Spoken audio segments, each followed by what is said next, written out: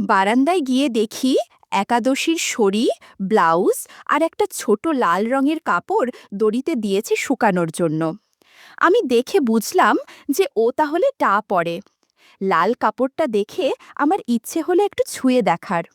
একটু দেখার পর সেটা সুগন্ধ নিলাম। বেশ ভালো লাগছিল। আমার একটা হালকা আতরের মতো ঘ্রাণ ছিল। আমি রাজ, কলকাতায় থাকি, বয়স ২৮, পড়াশোনা করি, কলকাতায় চাকরির জন্য পরীক্ষা দিছি।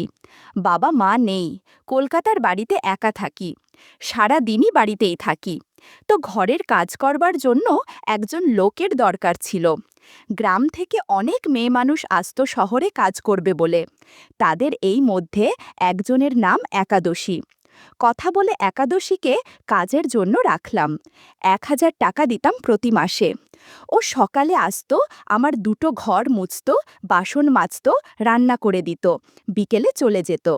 আমি একাই থাকি বাড়িতে। এবার বলতে হয় একাদশীর শরীরের বর্ণনা।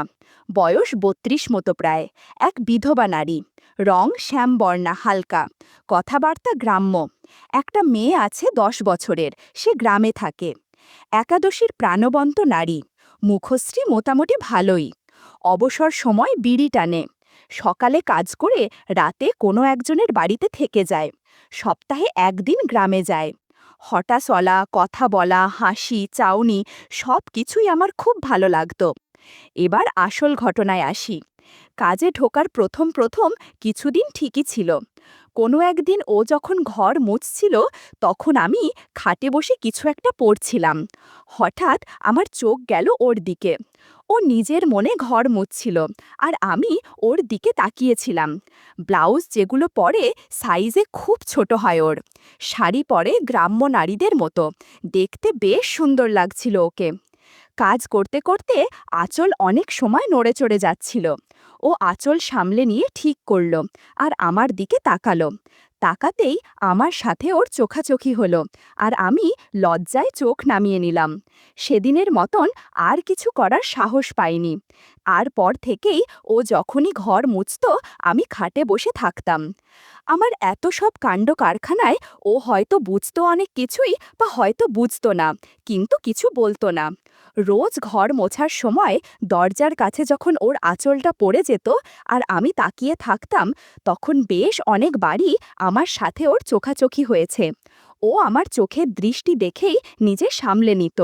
আমি বুঝতে পারলাম যে কিছু করতে গেলে এর সাথে বন্ধুত্ব করতে হবে আগে, না হলে কিছু করতে পারবো না। তাই কথা বলা শুরু করলাম পার্সোনাল বিষয় নিয়ে, ওর গ্রাম, পরিবার, আমার সব কিছু এইসব নিয়ে। এইভাবে কিছুদিনে আমরা খুব ভালো বন্ধুও হয়ে উঠলাম। বয়সে বড় হলেও আমি ওকে তুই বলেই ডাকতাম। ও নিজের অনেক বিষয় আমায় বলতে লাগলো, ওর দুঃখের কথা, কষ্টের কথা।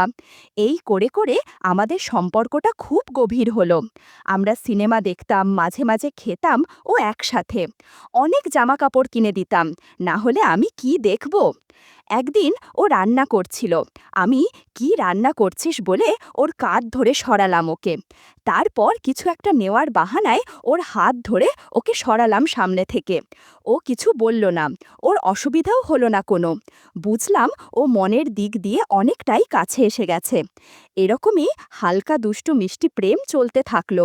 এখন ঘর মোছার সময় ও মাঝে মাঝেই আমার দিকে তাকায়, আর আমি তো সব সময় তাকিয়ে থাকি। চোখে চোখ পড়লেও আমি চোখ নামিয়ে নি না, সাহস করে তাকিয়েই থাকি। ও কিছু বলে না, আবার নিজের কাজ করতে থাকে। একদিন ও বারান্দায় দাঁড়িয়ে কিছু ভাবছিল। আমি পিছন থেকে গিয়ে জিজ্ঞাসা করলাম, কিরে, কি ভাবছিস? ও উত্তর দিল, কিছু না তো, এমনি। আমি এবার সাহস করে ওর হাতটা ধরলাম, আর জিজ্ঞাসা করলাম, তুই আবার বিয়ে করলি না কেন? উত্তরে ও হেসে বলল, কি যে বলো, আমাদের গ্রামে কি দুবার বিয়ে হয় নাকি? আমি এমনিই ভালো আছি, কেন বলো তো? আমি হেসে বললাম, তুই কত ভালো আছিস সে তো দেখতেই পাচ্ছিস, সারা দিন খেটে মরছিস। একটা ভালো সঙ্গী পেলে তোর ভালো হতো, যে তোর খেয়াল রাখতো আর তুই শুধু তার খেয়াল রাখতি। এই শুনে ও একটু লজ্জা পেল, আর বলল, সে হয়তো হতো, কিন্তু লোকজন কি ছেড়ে কথা বলতো নাকি? আর এরকম ভালো মানুষ পাবা কথায় বলো। আমি বললাম, দেখ, আমি তোকে একটা কথা বলতে চাই। ও বলল, কি? আমি বললাম, দেখ তুই আর আমি তোকে খুব ভালো বন্ধু, আর সত্যি কথা বলতে আমার তোকে খুব ভালোও লাগে, তাই তুই চাইলে আমি তোকে সাহায্য করতে রাজি আছি। ও আমার দিকে তাকাল। বললাম, ভয় পাস না, আগে শোন পুরোটা। তুই তো 3বারই কাজ করিস, তা না করে আমার বাড়িতেই শুধু কাজ কর, সারাদিন থাক, রাতেও থেকে যা আমার বাড়িতে, আমার কোনো অসুবিধা নেই। এই পাড়ায় কারুর মাথা ব্যথা নেই যে তুই রাতে কোথায় থাকছিস সে নিয়ে ভাববে। তুই আমায় বিশ্বাস করতে পারিস, আমি তোকে 3000 টাকা দেব মাসে, আর তুই যখন খুশি গ্রামে যেতে পারিস। ও শুনে খুব হাসল, তারপর বলল, আচ্ছা বুঝলাম, ভাবতে হবে। আমি বললাম, ভাবার কি আছে, তুই আজ রাতে থেকে যেতে পারিস, স্নান খাওয়া আমার কাছেই করবি, তুই তো আমার রান্না করিসই তো, এবার তোর আর আমার দুজনের রান্না করবি। ও বলল, হ্যাঁ সে তো বুঝলাম, কিন্তু রাতে থাকার ব্যাপারটা একটু ভাবি। আমি বললাম, এতে ভাবনার কি আছে, দেখ আমায় তো তুই চিনিস, আর আমরা তো খুব ভালো বন্ধুও, খুব এই কাছাকাছি এসে গেছি এই কয়দিনে আমরা। ও আমার চোখের দিকে তাকিয়ে হালকা হেসে বলল, তাই তো দেখছি। আরও 2-3 দিন পর আমি ওকে জিজ্ঞাসা করলাম যে ও কি ভেবেছে বিষয়টা নিয়ে। ও বলল, হ্যাঁ ভেবেছে, কিন্তু কিছু ঠিক করতে পারছে না।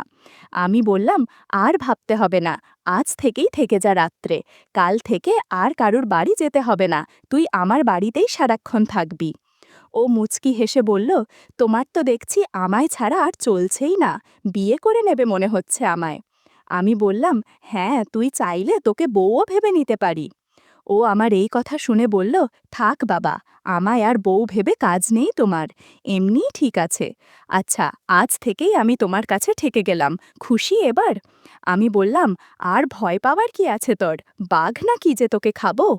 ও শুনে হাসতে হাসতে বলল, না, ছিঁড়ে খাওয়ার দরকার হবে না, এমনি খেলেও তেমন ভালো খেতে নই আমি।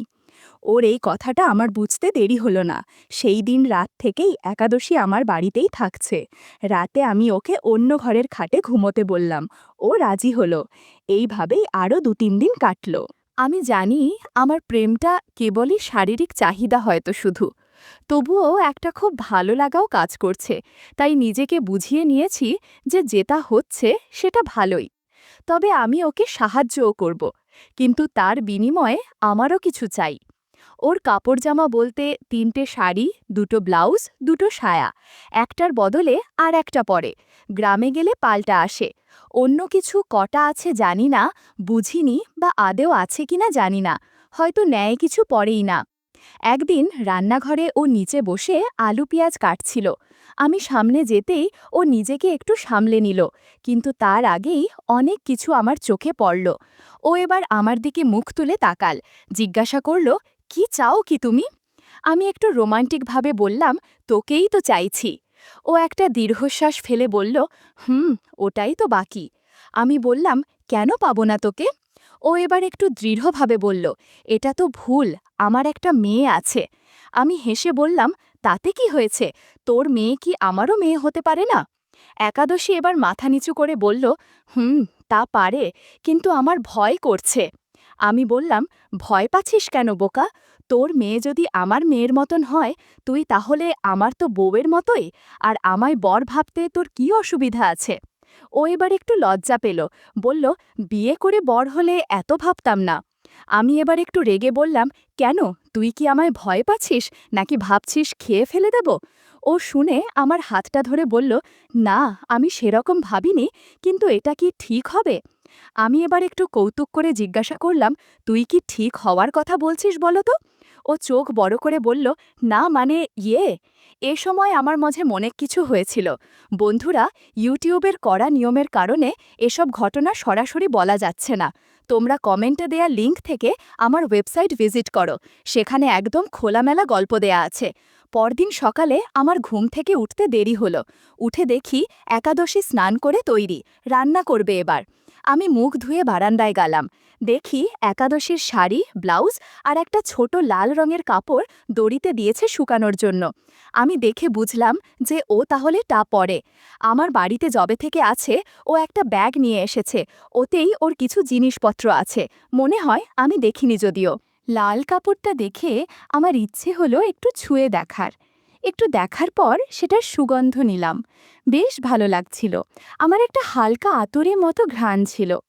একটু পর সেটা জায়গা মতো রেখে দিলাম। তারপর ঘরে এসে ওকে মাইনে দেওয়ার জন্য ডাকলাম। ও এলে ওকে ৩,০০০ টাকা হাতে দিলাম।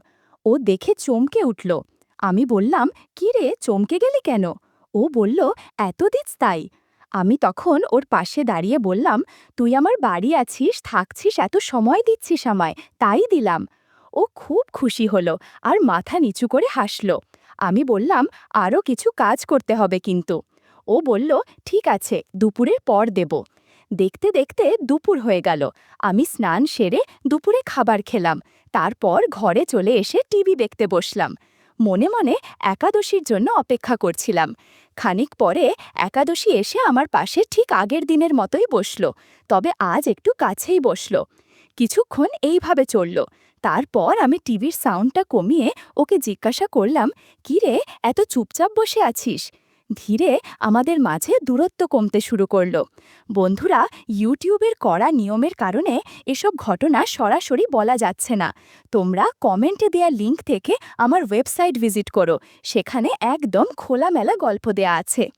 ১.৫ ঘন্টা পর একাদশী বাথরুমে গেল। দেখলাম বেশ খুঁড়িয়ে খুঁড়িয়ে হাঁটছে। আজলে অনেক কাজ করেছে তো, তাই। আমি মনে মনে ভাবলাম, কোনো সমস্যা যাতে না বাধে তার ব্যবস্থা করতে হবে। ওর সাথে আর কাজ করা যাবে না। একটা ওষুধ এনে ওকে দিলাম, যাতে কোনো সমস্যা না হয়। সেদিনের পর থেকে ৩,০০০ টাকা মাইনে দিয়ে রুটিন করে ৩ বেলা কাজ চলতে থাকে। বন্ধুরা, ইউটিউবের গল্পগুলো শুনে মজা না পেলে আমার ওয়েবসাইটে দেয়া গল্পগুলো শুনতে পারো। সেখানে প্রতিদিন খোলামেলা গল্প আপলোড করা হয়। কমেন্টে ওয়েবসাইটের লিংক দেয়া আছে।